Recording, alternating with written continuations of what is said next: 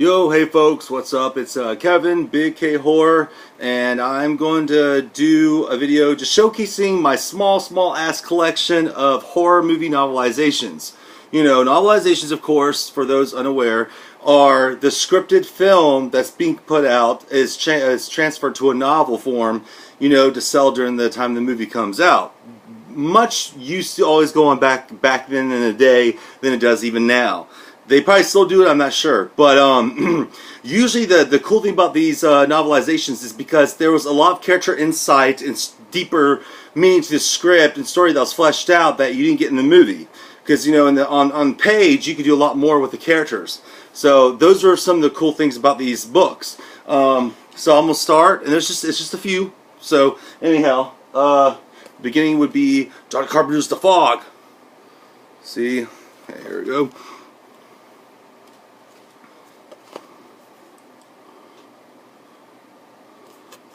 And the pages are kind of yellow, as you can see. Alright. Next up is Halloween 2, which I like this cover. I mean, I do. It's different, but it's pretty freaking cool. The jack-o'-lantern and the woman screaming on the inside.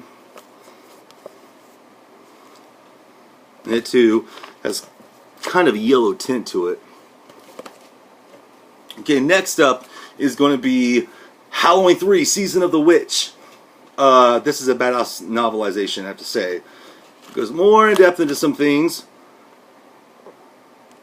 Okay. Next up is going to be the first Friday the 13th. Long Night at Camp Blood.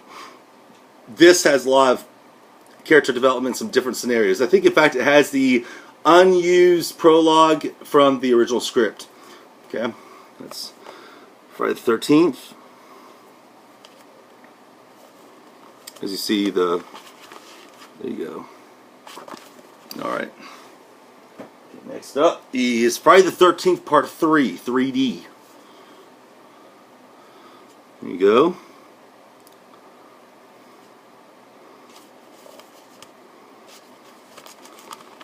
It's been water damaged. Not from me, I got this off eBay, but it's been water damaged.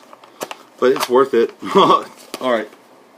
Next up is going to be Friday the 13th Part 6, Jason Lives. Has an interesting cover, I think. I like it. And there's a spine and the back. You know, and they all, of course, have like yellow pages. I don't know why I keep pointing that out, but it's just so. Okay, the next one is more from the 90s, and this is Wes Craven's New Nightmare, the novelization, which also went to a lot more in depth than the book, the movie did. I mean. So this came out like in fall of '94.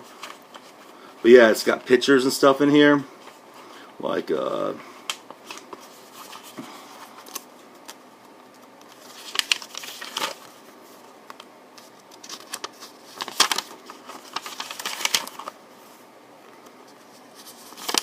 was a fan of this movie as well.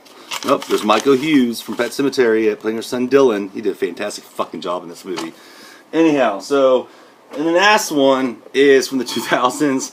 Probably not one people will want to read or see, but it had a lot more in-depth stuff than the movie actually did. It had deleted scenes that the movie didn't have.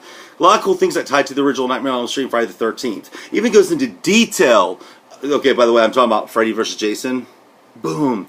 It goes into detail in the beginning. Now, in the movie, it was just different actors' faces transforming into, when it was in Jason's world in hell, before his mom orders him to go to Springwood and start killing to raise Freddy back.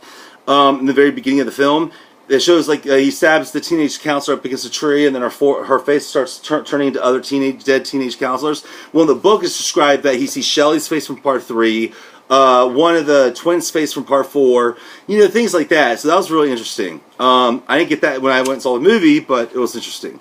All these books have a lot more to them than just the script that was filmed that we are used to. Anyway, so that's all these. Okay. Again, Freddy vs. Jason, Friday the 13th Part 6, Friday the 13th Part 1, Wes Craven's New Nightmare, Halloween 3, Season of the Witch, Halloween Part 2, and The Fog, and Friday the 13th Part 3.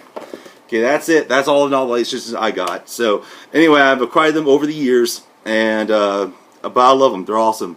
All right, and that's it. Peace out.